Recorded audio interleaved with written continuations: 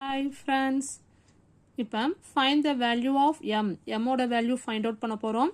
First sum 2 power m divided by 2 power minus 2 equal to 2 power 3 ன்னு கொடுத்திருக்காங்க.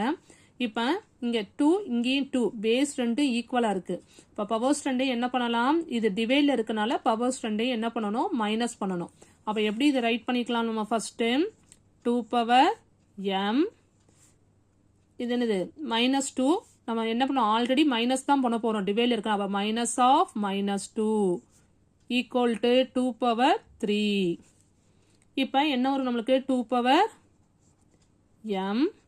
Minus into minus என்ன ஆயிரும் plus 2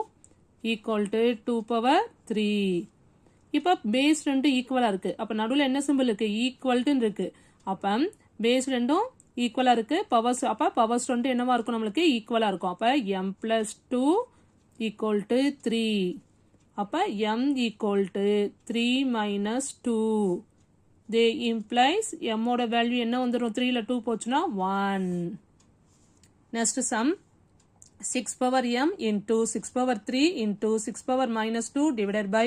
6 power minus 5 equal to 6 power 12 அப்ப எல்லாத்துலயுமே என்ன இருக்கு பேஸ் எல்லாம் ஈக்குவலா இருக்கு ப்ராடக்ட்ல இருந்துச்சுன்னா பவர்ஸ் ஆட் பண்ணணும் டிவைட்ல இருந்துச்சுன்னா அது என்ன பண்ணணும் நம்ம மைனஸ் பண்ணணும் அப்ப இது எப்படி எழுதிக்கலாம் 6 இந்த பேஸ் எல்லாம் ஈக்குவலா இருக்கு ப்ராடக்ட்ல இருக்கனால மேல உள்ள பவர்ஸ் என்ன பண்றேன் ஆட் பண்றேன் 3 m plus 3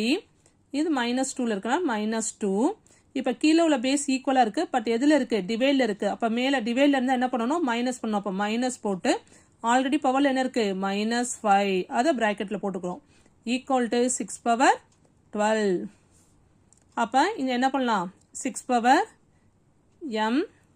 plus 3 minus 2 என்ன ஆயிரும் plus 1 minus into minus plus 5 equal to 6 power 12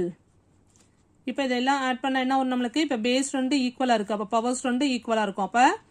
m plus 1 plus 5 6 equal to 12 அப்ப m equal to plus 6 அந்த சைடு போகும் என்ன ஆயிரும் minus 6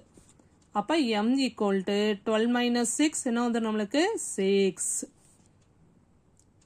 okay friends bye